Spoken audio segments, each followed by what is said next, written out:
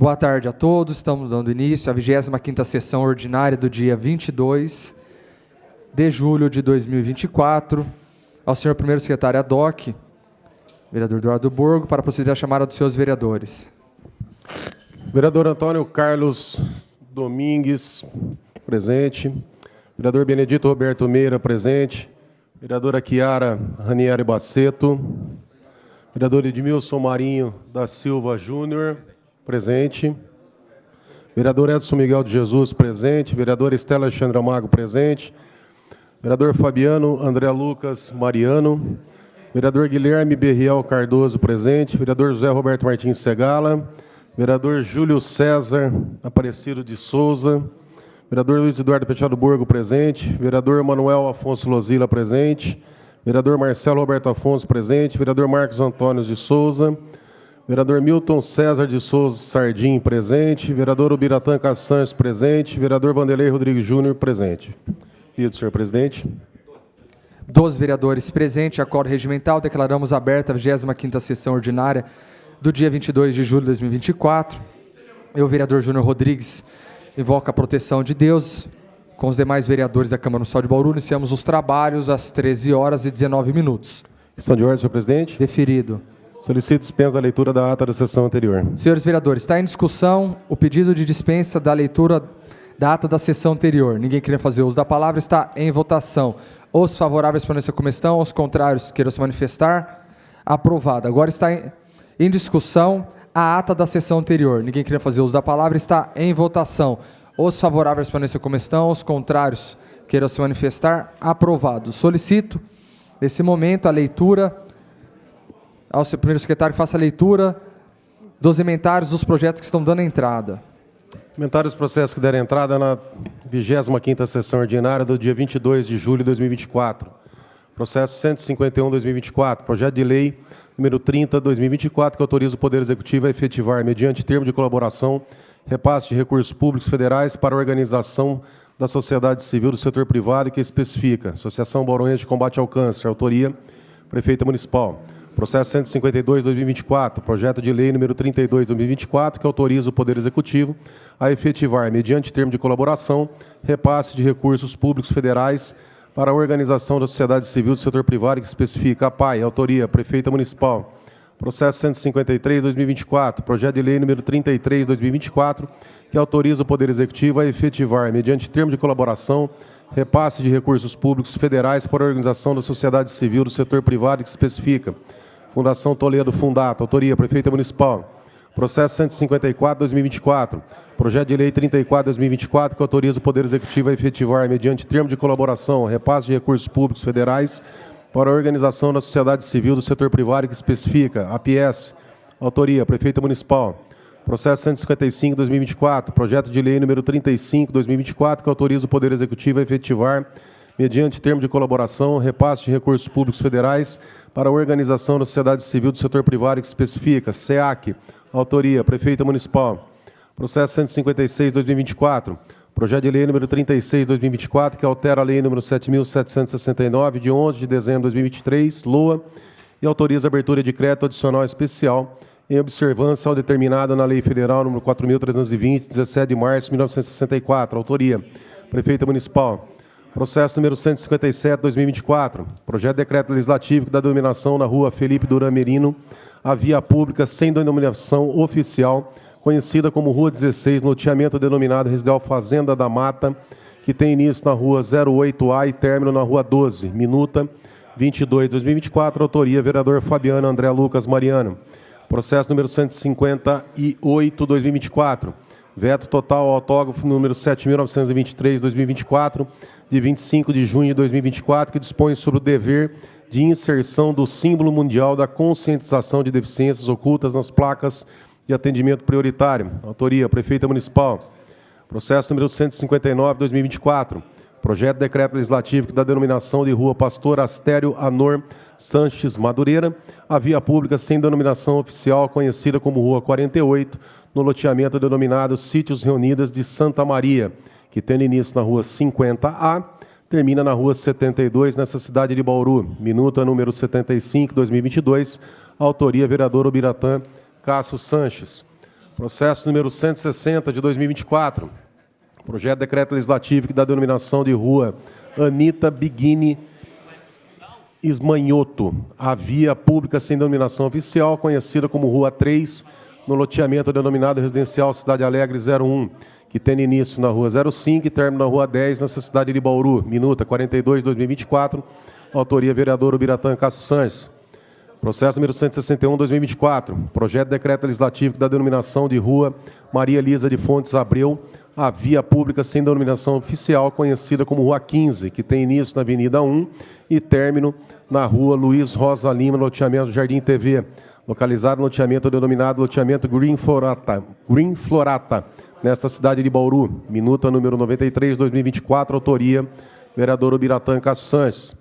Processo número 162, 2024. Projeto de decreto legislativo que dá denominação de Rua Edivaldo Cesário, a via pública sem denominação oficial, conhecida como Rua 04, no loteamento denominado Residencial Fazenda da Mata, que tem início na Rua 17 e término na Rua 13, nessa cidade de Bauru. Minuta 10, 2024. Autoria, vereador Júlio César Aparecido de Souza. Processo número 163, 2024. Projeto de decreto legislativo que dá denominação de Rua Pastora Luciane Indalécio e Sesco, a via pública sem denominação oficial, conhecida como Rua 34, no loteamento denominado Sítios Reunidas de Santa Maria, que tem início na Rua Junildo Greati e termina na Rua José Esteves de Souza, nessa cidade de Bauru. Minuta número 68, 2022, autoria vereador Guilherme Berreal Cardoso. Processo número 64, 2024. Projeto de decreto legislativo que dá denominação da Rua Liliane Gisele Cruz, a via pública sem denominação oficial, conhecida como Rua 22, no loteamento denominado Sítios Reunidas de Santa Maria, que tem início na Rua 57 e termina na Rua 72, nessa cidade de Bauru. Minuta número 61, 2022. Autoria, vereador Guilherme Berreal Cardoso. Processo número 165, 2024.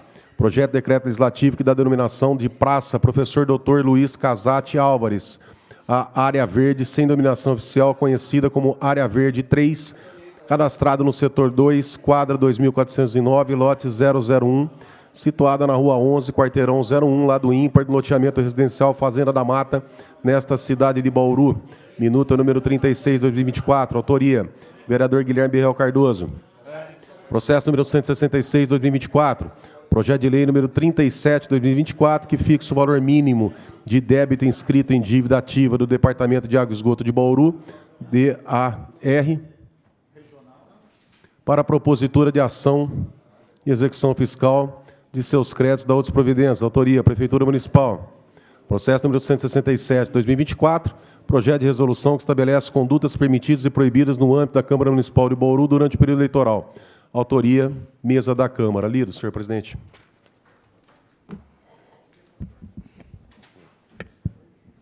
Questão de ordem, senhor presidente. Deferido. Solicita a dispensa da leitura das demais matérias constantes do expediente. Senhores vereadores, está em discussão o pedido de dispensa da leitura das demais matérias constantes do expediente. Ninguém querendo fazer uso da palavra, está em votação. Os favoráveis para essa comissão, os contrários queiram se manifestar. Aprovado. A seguir, passaremos aos oradores inscritos. O primeiro orador inscrito é o nome do vereador Júlio César Aparecido de Souza. Abre mão da palavra. Próximo orador é o orador Luiz Eduardo Penteado Borgo. A palavra terá 10 minutos. Senhores vereadores, antes do rol de oradores, por estarmos no período eleitoral, informo que é conduta vedada ao vereador qualquer manifestação que contenha caráter eleitoral. Senhor presidente, senhores vereadores, vereadoras, todos da imprensa que nos acompanham, cidadãos, servidores dessa casa, eu vou começar minha fala exatamente nesse sentido, presidente, sobre a reunião que nós tivemos semana passada com o Dr. João Henrique, promotor eleitoral da 23ª Vara. E, desde já, fazendo um agradecimento, o Dr. João foi de uma simpatia, de uma presteza muito grande com os vereadores que lá estiveram.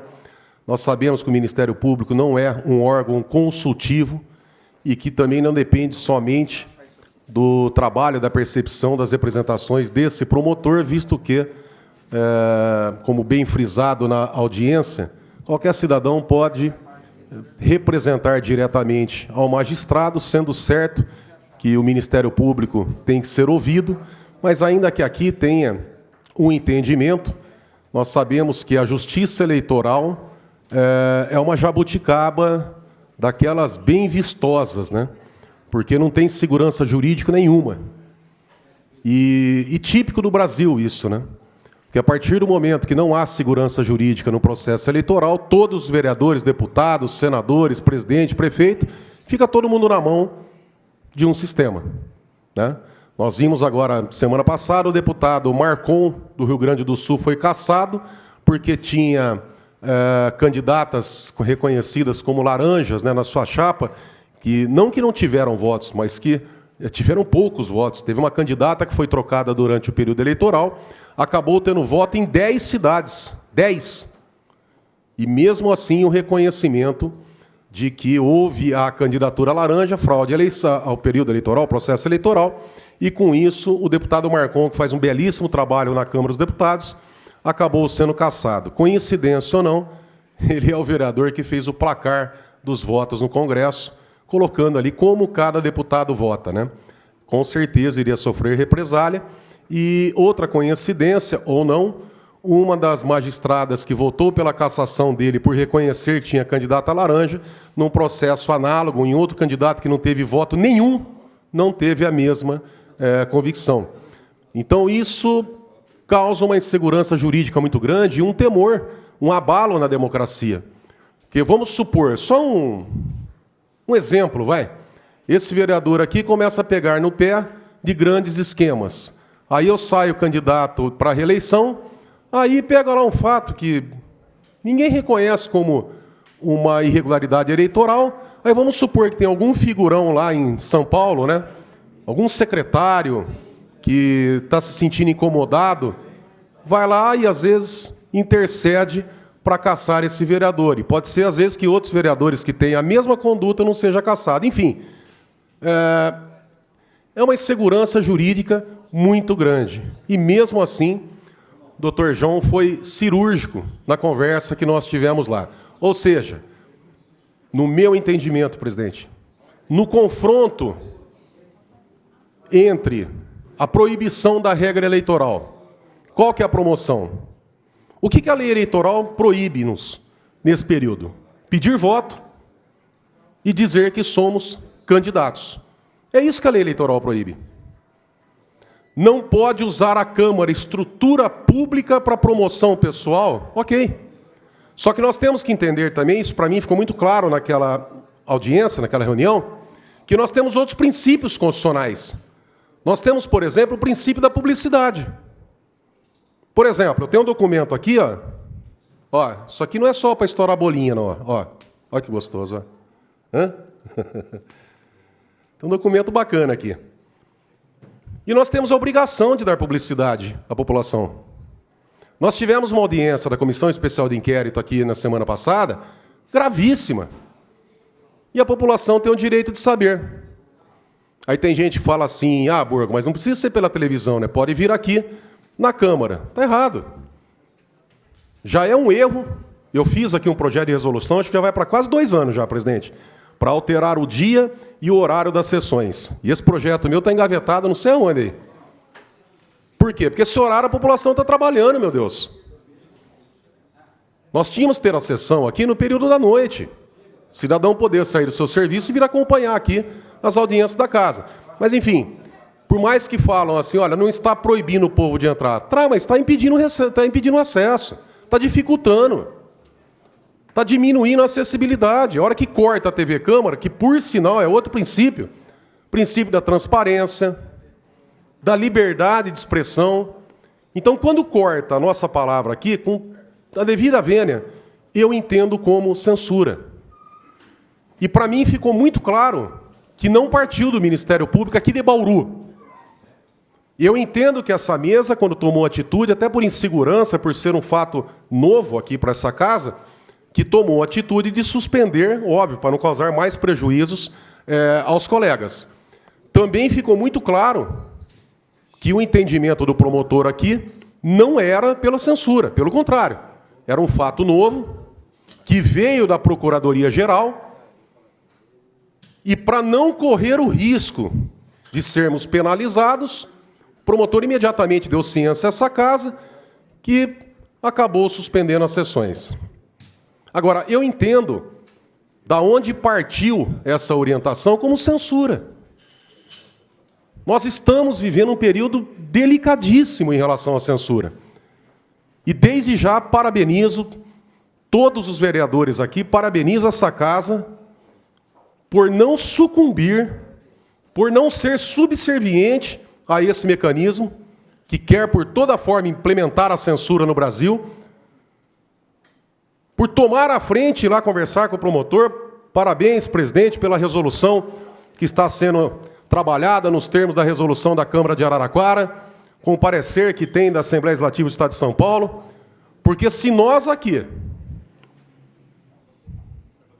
nós já fomos aqui arrebentados na questão do artigo 18. Já foi mudada a lei orgânica do município. Nós não podemos mais convocar assessores e servidores. Se agora a gente não puder transmitir através da TV Câmara, que é caríssima, e uma das melhores do Brasil, hein? Trabalho de excelência.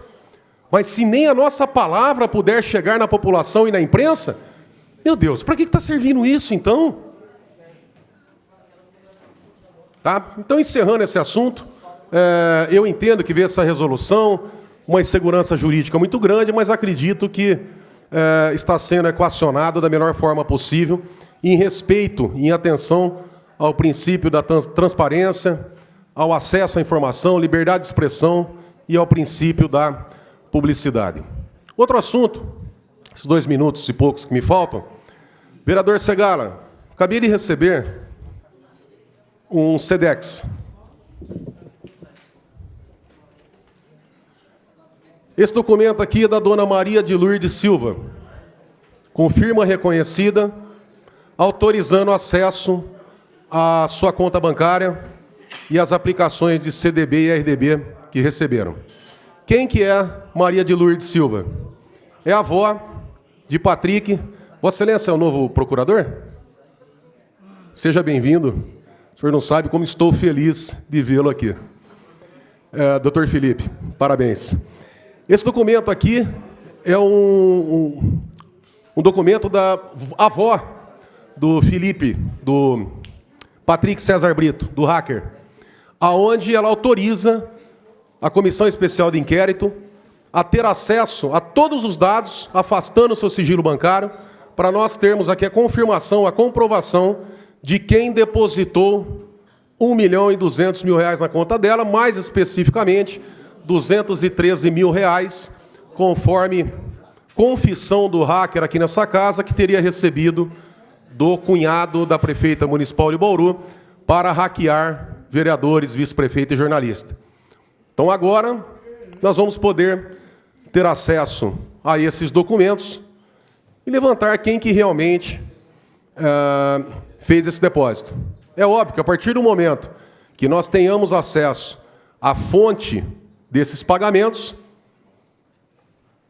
nós podemos também pedir o afastamento de outras pessoas vinculadas. Então aqui nós vamos, é um documento importantíssimo. Terminando aqui a minha fala, eu já vou protocolar com o presidente da SEI e acredito que em breve nós tenhamos aqui a resposta que tanto aguardamos. O hackeamento está aprovado, mas agora a gente quer saber os mentores intelectuais desse crime ocorrido aqui em Bauru. Peço minha inscrição na explicação pessoal, presidente. Será escrito.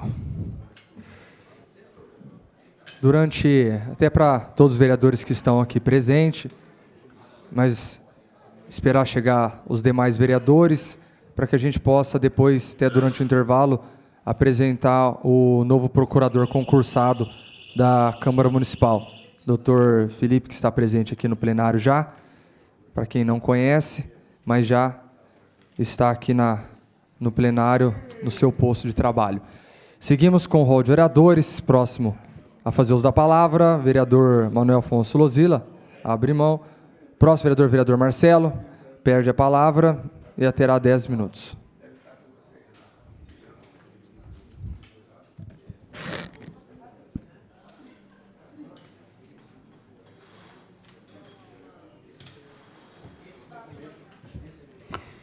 Boa tarde a todos, sempre agradeço a Deus por estar nessa casa, nessa tribuna, cumprimentar os pares, toda a imprensa, toda a galeria. E hoje viemos aqui com um assunto para relembrar a questão mesmo da vigilância patrimonial do nosso município, onde tem hoje 75 vigilantes, 25 em fase de aposentadoria. Hoje a estrutura da vigilância patrimonial do nosso município existe só um veículo, esse está na oficina, e onde já realmente a estrutura existe, mas realmente falta sim ser funcional. Então, volto a frisar, 75 vigilantes e 25 em fase de aposentadoria. E hoje essa estrutura toma conta aproximadamente de 242 postos do nosso município de vigilância. Então, a quantidade de vigilantes e o que tem para ser tomado conta para a zeladoria é realmente estrutura pequena. E tem que sim pensar para o futuro aí, uma maneira para essa deficiência. E já falando em vigilância patrimonial e também segurança pública, no nosso município pegamos uma fala do Tenente Coronel César Pereira, na semana passada, aonde ele foi abordado ali, referente a uma guarda municipal. TV, por favor, pode pôr. Tenente Coronel, eu acredito assim, o trabalho da Polícia Militar é um trabalho ostensivo, né, de estar ali próximo à população. O senhor não acha que, por exemplo, numa cidade como Bauru, com quase 400 mil habitantes, a criação talvez de uma guarda civil municipal, não para competir com o trabalho da Polícia Militar, mas talvez ali para auxiliar no calçadão ou em alguns eventos, e aí a Polícia Militar já com outros focos mais para o tráfico, para o combate ao crime. O senhor não acha que a criação de uma Guarda Civil Municipal ajudaria o trabalho da Polícia Militar aqui em Bauru? Essa é uma boa pergunta, Ronaldo. Eu falo que na área de segurança toda ajuda é muito bem-vinda, né? A gente sabe que o esforço que a gente faz todos os dias para tentar combater o crime é muito grande, porém a prevenção dos crimes é mais importante, né? Quando há um delito sendo cometido e há uma prisão, por exemplo, houve uma falha na prevenção. Então nós sempre focamos basicamente na prevenção, né? E a Guarda Municipal tem esse papel basicamente, né? Ela faz um papel diferente da Polícia Militar no dia a dia aí.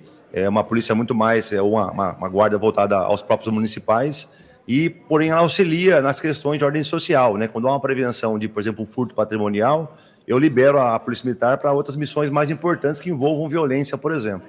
Então, nesse sentido, acaba sendo interessante, né? Então, voltando nesse comparativo, pusemos a fala aí do Tenente Coronel Nilson César Pereira, realmente ele confirmando a tendência de todos os municípios, de uma guarda municipal.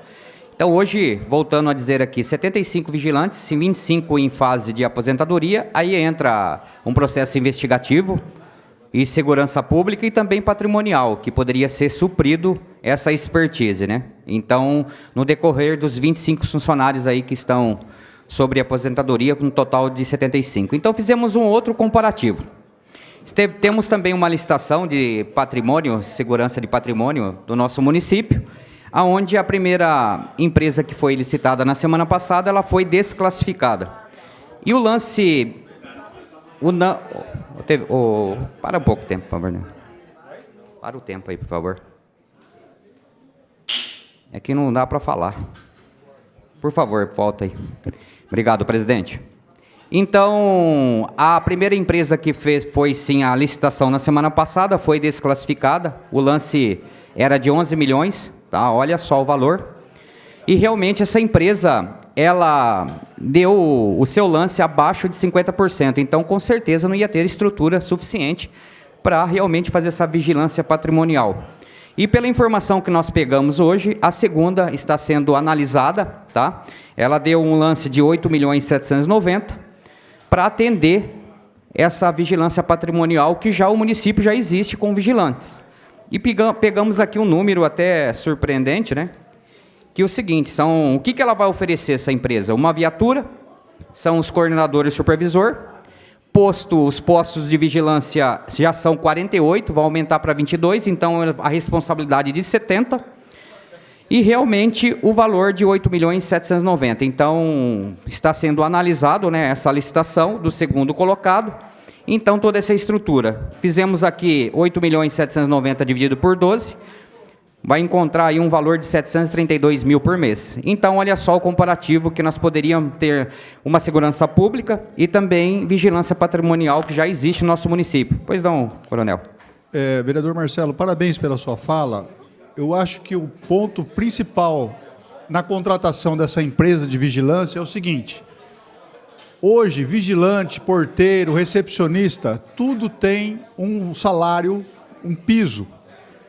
Eu pego esse salário piso, multiplico por 2, porque são os encargos, e aí eu acrescento no mínimo 7%, que é a taxa de administração, que é o lucro da empresa. Se eu pegar esse número, esses valores, essas pessoas, e fizerem uma conta, e ela superar aí os 15 milhões, por exemplo, esse é o valor mínimo justo. Quando uma empresa vem aqui e cobra 11 milhões, significa o seguinte, que nós vamos enfrentar problema no futuro, porque não estão recolhendo INSS, não estão recolhendo FGTS, ou seja, os encargos trabalhistas não estão sendo pagos. Por isso que o valor é atrativo. Então, nem sempre o menor valor é a melhor empresa. Nós temos que fazer o cálculo com essa metodologia que eu falei para o senhor. Isso Mas aí. parabéns pela sua fala. Então, e até a primeira deu abaixo de 50% o valor, então já foi desclassificada, e essa agora está anunciando aí o lance desse valor de exatamente 8.790.000. Então, fizemos um outro comparativo. Hoje nós temos a Jumper, que também é prestadora já do nosso município. O que a Jumper faz hoje? Um contrato hoje do valor de 4.764.000, isso já está, é 12 meses esse contrato, já existe, aonde ela está fazendo a vigilância do UPAS, UBS, farmácia, né, até sexta-feira, de segunda a sexta-feira, aquelas que são abertas. Ô, gente, vamos colaborar aí, senão não tem como. Para meu tempo aí, por favor. Não tem como falar desse jeito.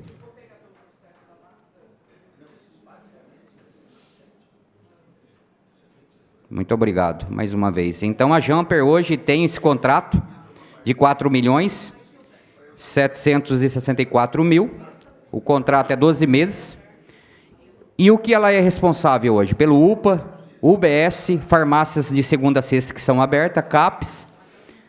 Então, realmente, juntando esses dois valores, que possa, sim, ser licitado de 8 milhões com mais 4, encontramos um valor aí de 13.555.000, aí vai de encontro com o coronel Meira está falando, que realmente esse recurso poderia ser viável, né, para uma empresa que seria nesse valor, né, para evitar essa situação aí do fundo de garantia e tudo mais, que sempre vem acontecendo. E o próprio município poderia ter essa expertise na segurança pública ou até a própria vigilância, né, com esse orçamento, promover, e isso também ajudaria a FUNPREV nos funcionários. Então, isso que nós temos aqui de deixar assim, esse recado, né, realmente, e ir cobrando. Então, fica aí esse exposto, né, da nossa palavra. E essa empresa, voltando um pouco da segunda colocada, com o valor que ela de lance que ela deu de 8.790.000, ela vai, sim, se for classificada realmente, são 48 postos e mais 22 que seriam as regionais e mais alguns postos aí noturno que precisa. E realmente a estrutura, mais uma vez eu vou repetir, uma viatura, escritório no município, coordenador, supervisor e os postos no total de 70 que vai ser contemplado. E hoje eu vou fazer aqui realmente uma lembrança, né, que possa sim auxiliar hoje os vigilantes do nosso município, a corporação, que o carro está na oficina, que poderia ser locado, né, um carro para eles, e hoje a Secretaria de Educação vem auxiliando essa questão da logística aí com um carro para ser feito esse trabalho. Então, eu acho que é isso, fica aí as nossas palavras e que Deus abençoe. E você me escreve, presidente, na explicação, por favor, que Deus... Obrigado. Próximo vereador a fazer uso da palavra, Marcos Antônio de Souza, abre mão. Próximo vereador a fazer uso da palavra, Milton César Souza Sardim, a palavra terá 10 minutos. Senhor presidente, vereadores, vereadoras, a imprensa da nossa cidade, a imprensa da nossa casa, os funcionários dessa casa. Seja bem-vindo, doutor. Estamos juntos aí. Senhor presidente, hoje é bem rápido a minha fala aqui, em relação à sincronização de alguns pontos de semáforo na nossa cidade. Meu, tá difícil. Eu peguei um caso agora, na hora que eu saí para almoçar, coisa rápida. Abriu o semáforo aqui da Azarias Leite com a Rodrigues Alves, vários carros, basicamente, até ali na Bandeirantes, para descer, sentido Bela Vista, ou virar para Rodrigues Alves, em qualquer lado. E aí fechou o semáforo do Calçadão. E fechou o semáforo lá também da 1º de agosto com a Azarias Leite. Outros pontos que eu já mencionei aqui, são pontos na Antônio Alves com a Presidente Kennedy. O semáforo ele fecha na Antônio Alves com a Presidente Kennedy e abre na Antônio Alves com a Ezequiel Ramos. É o inverso da coisa. Precisava ter uma melhora nessa questão da sinalização. Porque, inclusive, nesse cruzamento do Antônio Alves com a Presidente Kennedy, acontecem acidentes ali, direto, porque a pessoa, ela olha, às vezes, o semáforo da Ezequiel Ramos, para você ter uma ideia, senhor presidente. Como está fechado aqui, para você ter uma ideia. Fechado, aberto lá na Ezequiel Ramos, e o cara passa direto e bate ali, né, naquele cruzamento. São vários acidentes já que aconteceram. Fora isso, Rua Floresta com Nações Norte, com o início das Nações Unidas ali na quadra 1. E aí não dá uma sequência quando chega ali no supermercado Confiança. Meu, precisa dar uma avaliada nisso daí. É importantíssimo para causar menos acidente. Não tenha dúvida isso. Esses dias atrás eu fui questionado a respeito de uma possível instalação de um obstáculo de solo. Numa rua de um bairro aqui da cidade. E foi passado por uma pessoa da Indurb para fazer esse estudo. Realmente precisa. Então, eu quero que, na hora que chegar na mão do senhor, que o senhor vai receber esse documento, verifique a real possibilidade e dá andamento nessa questão para causar menos acidentes do que acontece lá já. São pontos que realmente precisam de um estudo de obstáculo de solo ou lombada, ou uma canaleta, alguma coisa desse tipo. Então, precisa ir lá nesse local, que eu já protocolei semana passada, e verificar realmente a possibilidade dessa implantação. Muito obrigado, senhor presidente. Era isso para hoje.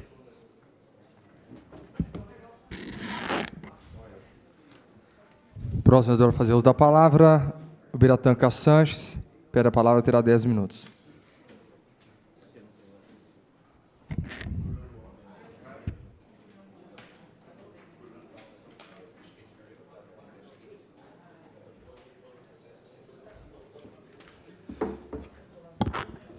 Obrigado, presidente. Boa tarde a todos. Quero agradecer a Deus a oportunidade da vida, mais uma vez, começar uma semana com muito trabalho. E quero aqui, invocando a proteção de Deus, desejar que Deus nos abençoe no decorrer dessa nossa sessão legislativa. Quero utilizar um texto da carta de Paulo à Igreja de Roma, a Igreja Romana. Está no capítulo 12, os 2 primeiros versículos que iniciam o capítulo, e eu quero citar aqui, depois vou me ater aos assuntos que são pertinentes. Rogo-vos, pois, irmãos, pela compaixão de Deus, que apresenteis os vossos corpos em sacrifício vivo, santo e agradável a Deus, que é o vosso culto racional. E não sede conformados com este mundo, em outras versões, presente século, enfim. Mas sedes transformados pela renovação do vosso entendimento, da vossa mente, para que vocês possam experimentar qual seja a boa, agradável e perfeita vontade de Deus para as vossas vidas. Eu fiz questão de ler esse texto, porque Paulo está fazendo uma reflexão, e eu quero compartilhar, porque antes de ser vereador, eu sou pastor, e continuarei sendo até que Deus permita que eu assim desempenhe o pastorado ou esse ministério. Final de semana recebi muitos pedidos de socorro. E claro, como todos os outros vereadores e entes públicos, isso consome nossa atenção. E não só consome a nossa atenção, mas também nos deixa apreensivo, porque queremos muitas vezes tentar ajudar, resolver o problema, resolver a situação, buscar algum tipo de alívio para a dor de muita gente, apesar de nós não termos no escopo da nossa função legislativa executar tarefas, executar obras, executar determinadas situações que não competem ao Poder Legislativo. E algumas me incomodaram de maneira surpreendente. Não surpreendente, porque talvez seja algo corriqueiro no decorrer desses 3 anos e 7 meses de mandato. Uma senhora que estava perdendo os seus movimentos por conta de um tumor que cresce, está agendada, buscamos socorro, mas assim, o tempo é tudo que ela não tem. E é tudo que estão oferecendo para ela. Tentamos alguns contatos, alguns ineficazes, e quem sabe a gente consiga, de alguma forma, encaminhar para quem de fato pode resolver. Outro caso, uma senhora também que já está há 38 dias no Hospital Estadual de Bauru, ocupando um leito, e não deve ser diferente, vai ocupar o leito, e esse leito só está sendo ocupado porque não há cadeiras de hemodiálise para que ela possa fazer o seu tratamento com segurança e ter o direito constitucional da saúde garantido a esta senhora. Outros casos que nos chegam são cirurgias ortopédicas que poderiam mudar a história de pessoas, cirurgias simples para nós, mas muito difíceis de serem conduzidas no dia a dia, seja no ombro, seja no quadril, nos joelhos. Tem uma quantidade bastante grande de pessoas que nos procuram pedindo socorro. Pastor, nos ajude. Pastor, vereador, nos ajude. E muitas vezes nós não conseguimos sequer encaminhar. Tivemos também um pedido de vazamento de água que foi atendido pelo DAI, sim, com um certo delay, mas foram horas e horas de água vazando, água limpa, enquanto sei que bairros já estão há 7 dias sem água. Tem bairros que, infelizmente, as pessoas não conseguem ter a sua atividade normal de vida contemplada. Pastor, o senhor vai fazer algum tipo de ataque ao governo? Não, não vou fazer, não é esse o perfil, não é esse o momento, mas eu quero aqui fazer uma reflexão para todos nós, e me desculpem o tom pastoral, quem acredita, continua acreditando, quem não acredita, busque ouvir e reter aquilo que é bom, que também isso a Bíblia diz. E eu, para não me perder nas falas, eu escrevi rapidamente, e acho que devo manter apenas esse ponto do discurso, porque é muito triste. Nós tivemos a notícia de que teremos também algumas leis importantes que temos aqui tramitando, e que foram votadas pela Câmara, vetadas, e que certamente trariam para o nosso município um avanço, traria segurança para a população, mas infelizmente estão sendo vetadas, e talvez com a devida oportunidade, talvez sejam derrubadas como outras coisas que já tivemos aqui nesta Casa de Leis. Então, quero aqui me deter nesses últimos 4 minutos e pedir para que você e eu façamos uma reflexão enquanto sociedade, enquanto agentes de transformação, enquanto formadores de opinião e, quem sabe, um dia, operadores do sistema público, gestores do sistema público, legisladores, para que a gente não incorra. Uma coisa eu tenho certeza, de toda palavra que tivermos dito ou omitido, nós seremos cobrados, nesta vida ou na próxima, para aqueles que creem. Então, relativizar é tornar assuntos e fatos menos importantes do que de fato eles são. Essa é uma atitude que nenhum ente público deve tomar diante de fatos e problemas claros e nítidos que se apresentam no dia a dia de uma cidade, de um estado, de um país. Pelo menos assim penso e tento agir, sem nunca relativizar qualquer assunto que chega ao meu gabinete. A carta de Paulo aos Romanos, no capítulo 12, verso 2, é uma carta aberta para que nós fujamos da relativização da vida.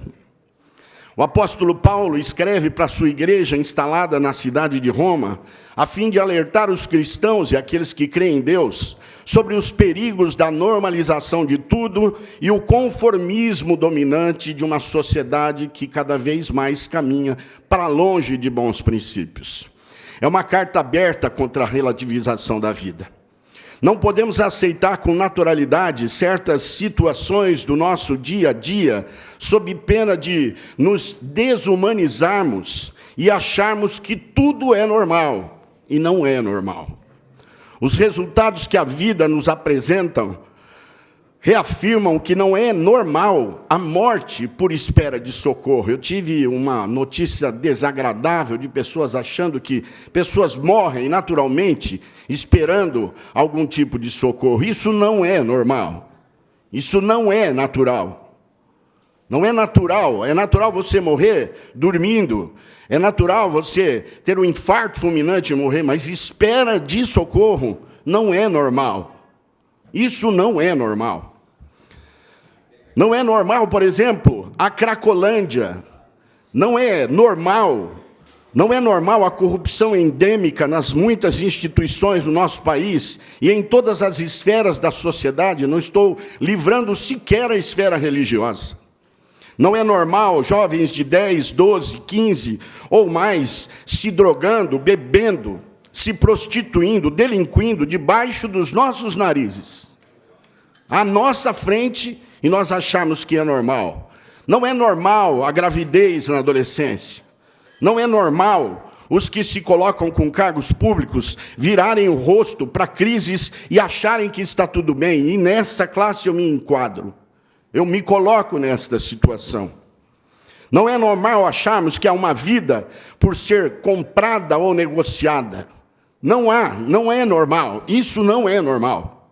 O perigo é normalizarmos tudo e, aos poucos, todo o traço de humanidade e daquilo que é divino que existe em nós, dar lugar ao relativismo. Não é normal pessoas viverem no lixo e serem esquecidas pelo mundo. Não é normal que os recursos que poderiam salvar vidas sejam destinados ao bem viver de outros e acharmos que está tudo bem, porque não está. E eu posso, sim, fazer desse momento um momento eterno. Por quê? Porque isso vai ficar gravado. E um dia, todos nós teremos a oportunidade de fazer essa reflexão. Não estamos num mundo normal. Não se desumanize. Muito obrigado, presidente. Peço a minha inscrição nas explicações pessoais, se pudermos. Será escrito. Próximo vereador a fazer uso da palavra é este vereador que abre mão. Próximo vereador, vereador Antônio Carlos Domingues. Abre mão da palavra. Próximo vereador, vereador Benedito Roberto Meira, pede a palavra e terá 10 minutos.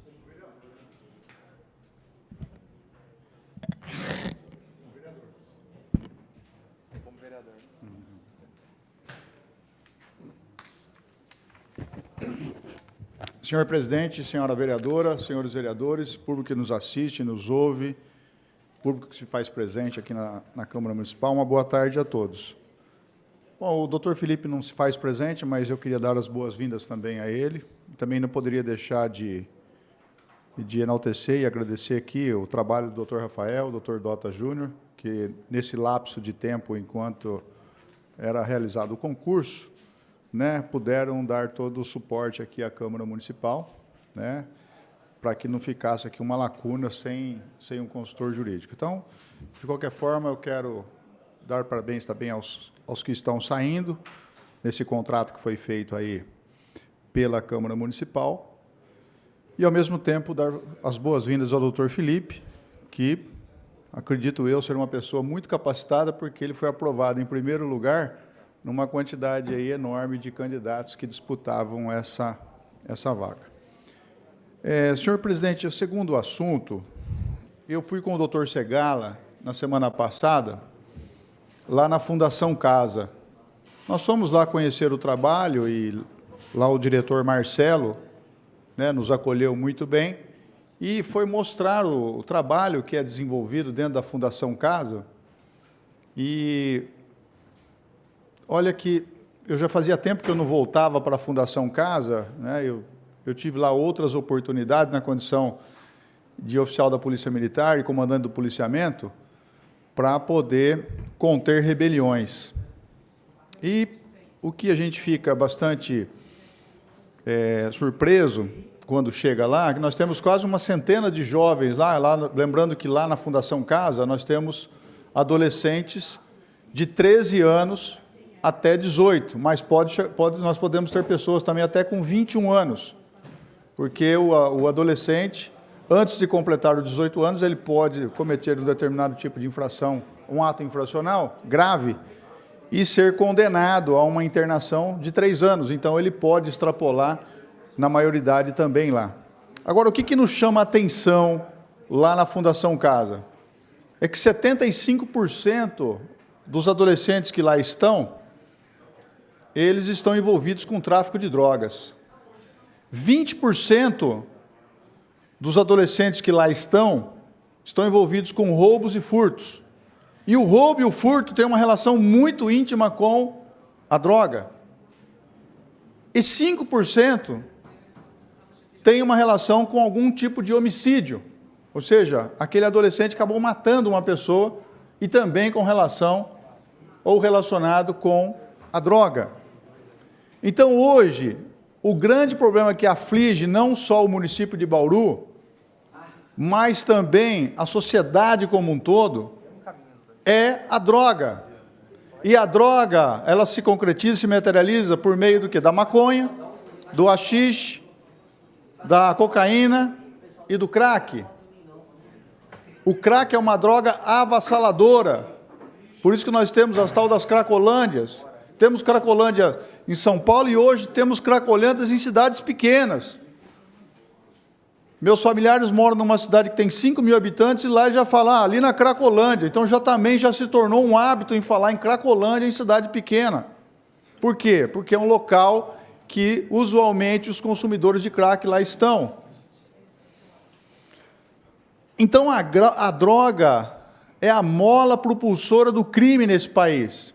E a Polícia Militar Rodoviária, da qual também fiz parte por 3 anos, continua batendo recordes e recordes de apreensão de drogas. 1 tonelada, 2 toneladas, 4 toneladas. E muitas dessas vezes o pessoal fala, mas como é que a Polícia Militar a Rodoviária aprende tanta droga assim? Tem informação privilegiada? Às vezes não é que é informação privilegiada, é informação decorrente de uma investigação, seja da Polícia Federal, seja da Polícia Civil, ou seja da Polícia Rodoviária Federal, e aprende. Mas muitas vezes nós chamamos de uma apreensão na trombada. Sabe o que é a apreensão na trombada? Aquela apreensão em que a iniciativa do policial né, as pessoas que estão envolvidas entram em contradições durante uma abordagem. Eu não vou explicar aqui detalhadamente quais são esses indícios, que eu não quero entregar aqui o modus operandi para o bandido. Mas o que acontece? Essas apreensões deveriam ter um impacto para o consumidor. Se eu apreendo 2, 3, 4, 10, 20 toneladas de maconha, o preço da maconha para o consumidor final deveria aumentar, e a gente não percebe o aumento. Significa que a oferta continua muito grande. E uma estatística da Polícia Federal, uma vez, me chamou a atenção, que eles disseram que o que nós apreendemos, nós, Polícia Militar, apreendemos, não significa 5% daquilo que é consumido e trazido para o país. Ou seja, então o que se apreende, que seja 10%, ela não impacta no valor final da droga. Isso significa que muita droga continua entrando. Aí a gente começa a questionar por que esse jovem entrou na droga. Será que foi falta de escola? Será que foi falta de educação familiar, que eu acredito? Ou falta de exemplo dentro de casa? A falta a falta de oportunidade que o Estado deve oferecer para essa criança de uma escola com período integral ou uma escola profissionalizante? E aí também fui visitar, na semana retrasada, a Legião Feminina, que é uma instituição, a exemplo da Legião Mirim, que atende público masculino, jovens do sexo masculino, e a Legião Feminina, jovens do sexo feminino, que são menores, que precisam de uma oportunidade de trabalho. E quando eu pego lá o valor que custa um jovem desse para uma empresa, peguei lá o parâmetro a Legião Feminina. Uma jovem, vereador Milton, trabalhando 6 horas por dia, ela vai ter um custo total para a empresa de R$ 1.400 com todos os encargos.